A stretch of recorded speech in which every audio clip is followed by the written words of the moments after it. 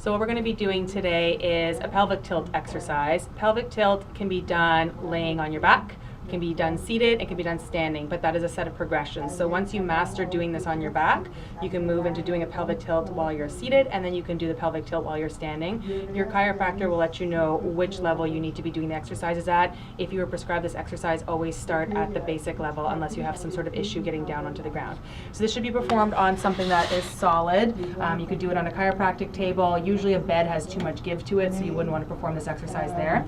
Essentially what you're going to do is lie down slowly, keeping the knees bent. What you want to do is, you'll see that there's a little bit of an arch. I don't know if you can see that right now. Yeah, perfect. Kayla says yes. There's a little bit of an arch below your back.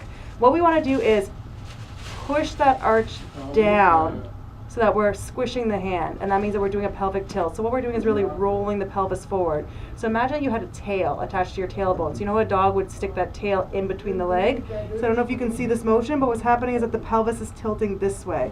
At the same time, I'm drawing in that belly button. It's as if that there is a string attached to the belly button all the way to the spine. So once again, this is regular position. Brace that abdomen and tilt the pelvis forward. Bring that tailbone underneath, belly in, squishing the hands down.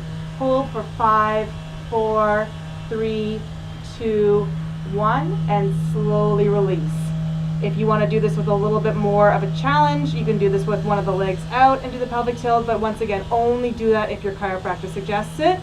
To be doing this in a seated position, what you're then doing is, I'll probably have you come from the side here, Kayla, is you're sitting, pull that belly button in, and then tilt the pelvis. So it's really important that we don't see you rolling the shoulders forward, and the motion is mostly just from the pelvis. So you're seeing that tuck's coming forward.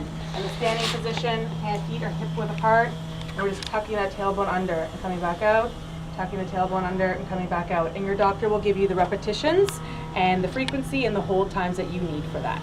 So that is pelvic tilts.